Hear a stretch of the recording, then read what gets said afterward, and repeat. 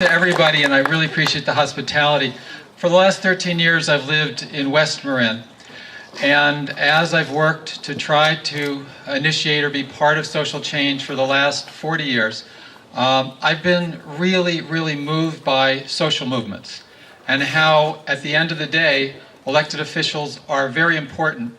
At the same time, linking up with and being part of the great social movements is really crucial. You know, when you stop and think about it, everything we have to be proud of in our country is because people organized at the grassroots. And sometimes I got to say, folks in Congress, they sort of remind me, if you don't mind the baseball analogy, it's as though they took a limousine to third base and they think they hit a triple.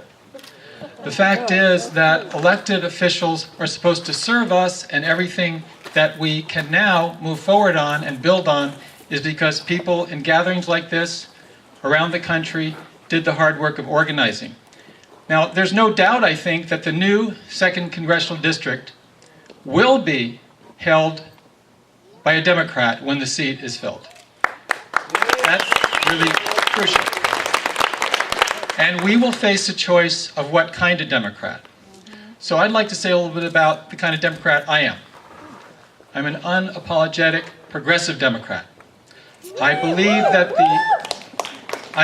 that the New Deal, now a Green New Deal, gives us a model to combine economic sustainability with labor rights and social justice. Paul Wellstone is a great hero of mine. Paul Wellstone never held elective office before he became a U.S. Senator. He was part of social movements, and I was very interested in Wes's narrative of how he ran up against a candidate with millions and millions of dollars. And Wes was elected because he connected to and was part of the grassroots. And that's our future as Democrats, as people, as Americans. I don't think there's any question that these are not ordinary times.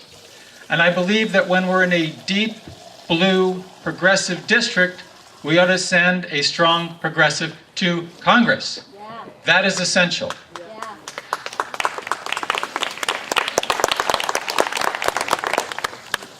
Whether I was going to Baghdad or Afghanistan to try to stop these illegal and immoral wars, whether I was working for the Green New Deal for North Bay, whether I've been working as co-chair along with Donna Smith of the California Nurses Association and Congressman John Conyers of the Healthcare Not Warfare campaign.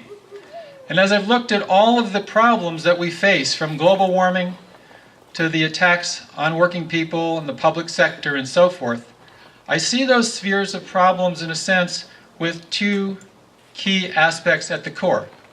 One is a vast overabundance of corporate power. And I believe we got to fight Wall Street, we've got to tax transactions on Wall Street, and we need to create jobs for every American. Yeah. And the other aspect is really a shortage of genuine grassroots democracy. And that's why I'm so proud that our campaign has by far the most volunteers, several hundred, by far the most individual contributors. I will not take a dime of corporate PAC money in this or any campaign. Wow. And why I'm so proud that we're the first campaign that has already begun to do canvassing. It's not a spectator sport. It's not about money wins, as Meg Whitman found out, as PG&E found out with Prop 16. And it's not about forgetting the past. And let me close on this note. You know, there's a saying among blues musicians that you may feel that you're getting lost, but you won't if you know the blues.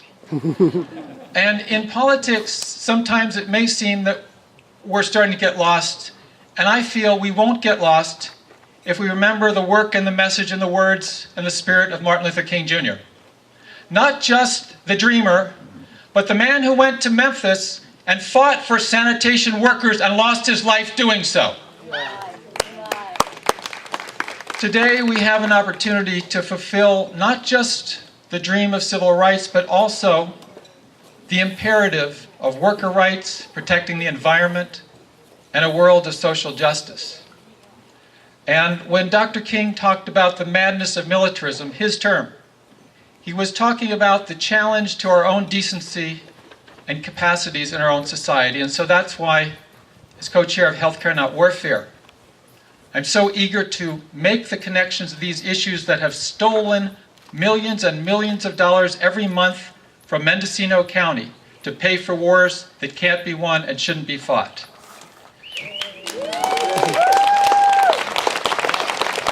In closing, I just want to mention that I'm on a speaking tour that I'm calling a listening and speaking tour, because listening comes first, for the next 5 days here in Mendocino and Humboldt counties. I want to invite you, if you have time, to meet up with me this coming Friday in Ukiah at the Ukiah Brewing on South State Street.